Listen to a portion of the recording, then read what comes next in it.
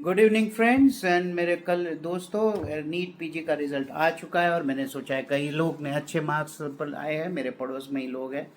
जिनके मार्क्स अच्छे हैं उनको कॉन्ग्रेचुलेशन, जिनके मार्क्स कम आए एक्सपेक्टेशन से हताश नहीं होना है, there is always a second trial.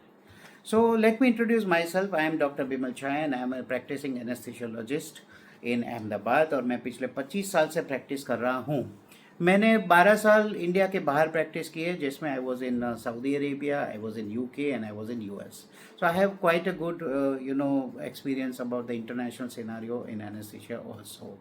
यहाँ पर मैं 2016 में वापस आया हूँ। Right now I am practising as a super specialist senior consultant in onco anaesthesia and orthopaedic surgery anaesthesia. अच्छा, आप एनेस्थीसिया सिलेक्ट करोगे तो नेचुरली लोग मुझे तो ज़्यादा से ज़्यादा एनेस्थीसिया के बारे में पूछते हैं, लेकिन एक एनेस्थेटिस्ट होता है जिसको सभी ब्रांच के बारे में पता होता है, ओरिएंटेड होता है, because he is involve practically in all departments of the hospital with all the consultants because they need him. Anaesthesia जब आप लोगे तो पहले इसमें डिप्लोमा हुआ करता था, डिग्री हुआ करता था, आजकल सिर्फ डिग्री रह गया है। तो इसमें दो तरह की डिग्रीज होती है, एक डीएनबी होता है, एक एमडी होता है। तो डीएनबी होता है प्राइवेट इंस्टीट्यूट्स में होता है, प्राइवेट बिग इंस्टीट्यूट्स में होता है। जो एमडी है वो गवर्नमेंट हॉस्पिटल्स या मेडिकल कॉलेजेस में होता है।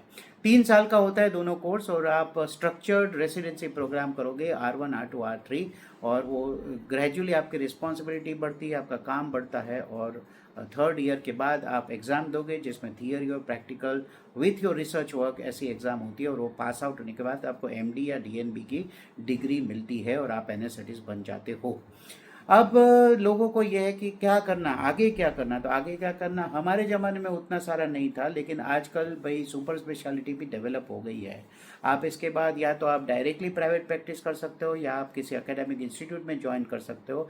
आप पहले जब ज्वाइन करोगे तो आप होगे स्पेशलिस्ट रजिस्ट्रार या R4 फोर्थ ईयर रेसिडेंट बन के ज्वाइन करोगे। उसके बाद आप बनते हो असिस्टेंट प्रोफेसर, एसोसिएट प्रोफेसर या professor and head of department. ये हो गया अकेडमिक पार्ट ऑफ इट।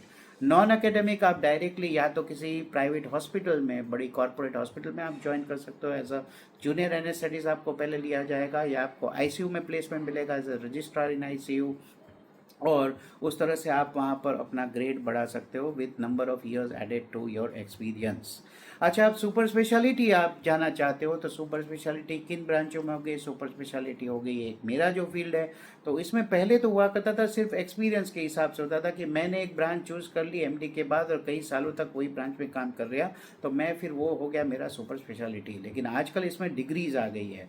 तो एक हो गया ऑन्को एनेस्थीसिया मीन्स एनेस्थीसिया इन कैंसर सर्जरीज, तो इसका डीएम होता है, इसका फेलोशिप होता है, हो गया। फिर होता है एनेस्थीसिया इन cardiac surgeries means cardiac anaesthesiologist, तो इसमें भी यही होता है, डीएम और फेलोशिप होता है। फिर हो गया न्यूरो एनेस्थीसिया, इसमें भी डीएम और फेलोशिप्स होती है।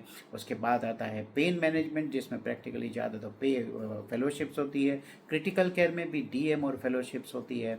और आजकल जो हॉट टॉपिक है, सबसे ज़्यादा हॉट जो है एनेस्थीसिया की ब्रांच, वो है anaesthesia in transplant surgeries.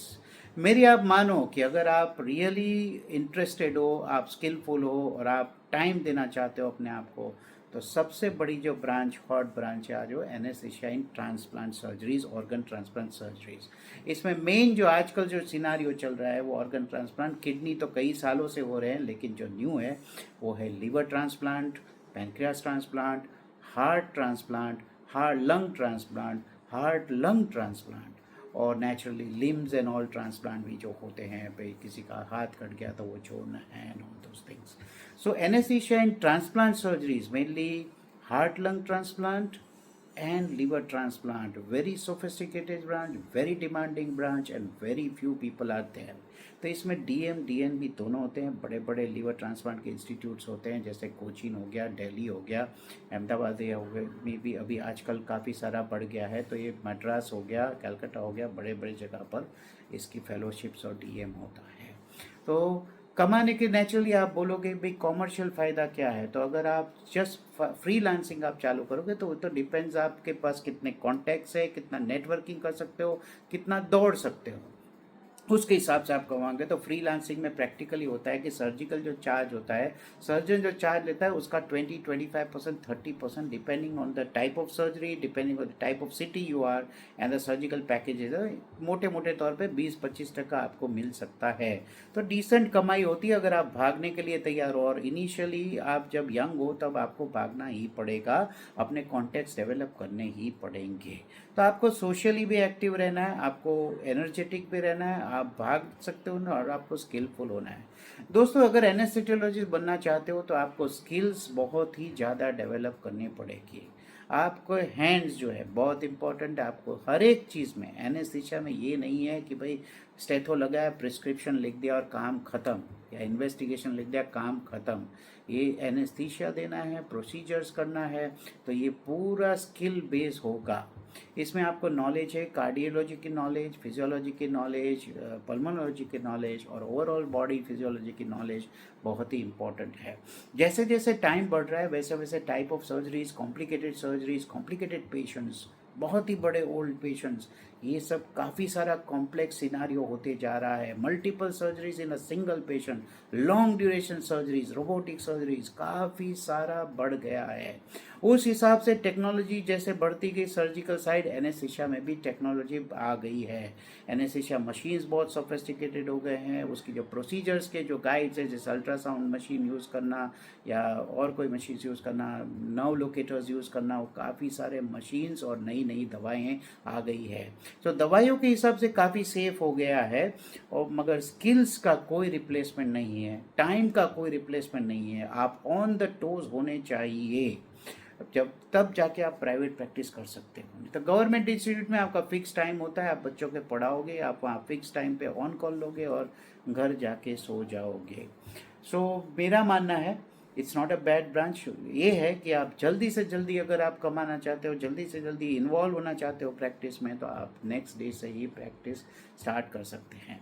Anaesthetics के लिए सबसे बड़ी जो एडवांटेज आप कॉमर्शियली सोच सकते हो वो है प्रैक्टिकली नो इन्वेस्टमेंट। आपका कोई इन्वेस्टमेंट नहीं, ना आपको कोई हॉस्पिटल बनाना है, ना आपको क्लिनिक बनाना है, आप किसी हॉस्पिटल अटैच हो जाओगे और आपका काम चालू। तो ये बहुत ही बड़ी बात है, बिकॉज आज आपको 50 बेड की हॉस्पिटल अगर अहमदाबाद जैसी सिटी में बनाना है तो आपको 40-50 करोड़ रुपया लगेगा, जितना बहुत डिफिकल्ट है। और उसमें अगर इतना इन्वेस्टमेंट के बाद अगर वो 100 रुपया ले रहा है, लेकिन उसमें से अगर आपको 25 रुपया दे रहा है, तो आपका तो बहुत ही अच्छा है।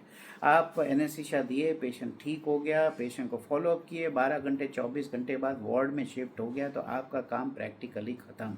आप घर जाके टेंशन फ्री सो सकते हो। आजकल एक नया कंसेप्ट चला है कि भाई मैंने जैसे बोला कि आप ऑन द टोज होने चाहिए, 24/7 ब्रांच है। तो ये होता है कि ग्रुप प्रैक्टिस का ट्रेंड चल रहा है बड़े सिटीज़ में, क्योंकि आप एरियाज डिवाइड कर सकते हो, आगे ग्रुप बना सकते हो आप, और दिन के हिसाब से एरिया डिवाइड सकते हो। एक ही हॉस्पिटल में डिपार्टमेंट डिवाइड कर दो और अपने दिन डिवाइड कर लो। तो आप एक हॉस्पिटल में 4-5 एनेस्थेटिस्ट या 10 एनेस्थेटिस्ट अगर ग्रुप बना लेते हो तो आप अपना वर्क डिवाइड कर सकते हो। प्लस अगर मुझे किसी दिन छुट्टी जाना है तो फिर मैं इजीली अपनी छुट्टी ले सकता हूँ, और दूसरे लोग मुझे कवर करेंगे, वो जब छुट्टी जाएंगे तो मैं उनको कवर करता हूँ। इस तरह का टीम वर्क करके आप अपना वर्कलोड डिस्ट्रीब्यूट कर सकते हो और अपने आप रिलैक्सेशन आवर्स या वर्क लाइफ बैलेंस आप कर सकते हो। दूसरा, कोई लोग पूछते हैं कि भाई इसमें रोबोटिक्स आ सकता है क्या? रोबोटिक्स इसमें कोई मतलब नहीं है, इसका कोई भी मतलब नहीं है। हाँ, एआई आ सकता है, आपको गाइड दे सकता है। कॉम्प्लेक्स सिचुएशन, कॉम्प्लेक्स सिनारियोज में कहीं आप फंसे हुए हो तो एआई की गाइड से, ताकि मुझे पूरी बुक शायद याद ना रहे तो उसमें आप उसको अप्लाई कर सकते हो। बाकी रोबोटिक्स का प्रैक्टिकली मुझे नहीं लगता कि कोई इसमें कोई रोल आने वाला है। फॉरेन जाने के लिए क्या है, तो भाई फॉरेन लाने के लिए मान लो आप 20 साल पहले की बात कर रहे थे, 25 साल पहले, 20 भी नहीं, तो एनेस्थीसिया जो है फॉरेन में एक तो है कि एनेस्थीसिया सबसे बड़ी ब्रांच होती है, मेडिकल साइड में सबसे बड़ी ब्रांच होती है, लेकिन अब मिलती कम है। तो आपको अमेरिका में ये नहीं मिलेगी, क्योंकि अब अमेरिकन्स और वहाँ के लोग ही ज़्यादा लेते हैं, क्योंकि इसमें खूब सारा पैसा कमाते हैं। यूके में अभी भी चांस है, ऑस्ट्रेलिया का मुझे बहुत एक्सपेंड, लेकिन मिडल ईस्ट में एनेस्थीसिया आपको ऐसे ही थाली में सजा के दिया जाएगा। हाँ, आप वहाँ कॉन्ट्रैक्चुअल जॉब्स होती है, गवर्नमेंट जॉब होती है, मिनिस्ट्री ऑफ हेल्थ होती है, मिनिस्ट्री ऑफ डिफेंस होती है, नेशनल गार्ड्स होते हैं मिडल ईस्ट में, तो कई सारी बड़ी बड़ी हॉस्पिटल होते हैं, वहाँ प्रैक्टिकली जॉब करोगे, एक टीम होगी, आपके फिक्स्ड वर्किंग आवर्स होंगे, आपको वेकेशन मिलेगा, बहुत ही खूबसूरत लाइफ होती है। लेकिन आपको देश छोड़ के जाना पड़ेगा। मिडिल ईस्ट का सबसे बड़ा चीज़ है कि वहाँ एनेस्थेटिस्ट है, वो आईसीयू इंचार्ज और ऑपरेशन थिएटर उसके अंडर में ही कंट्रोल होता है, सब मैनेजमेंट उसके अंडर में होता है। और anaesthetist is a rare branch, और उसकी जो सैलरी होती है वो सर्जन की सैलरी से 40 गुना ज़्यादा होती है।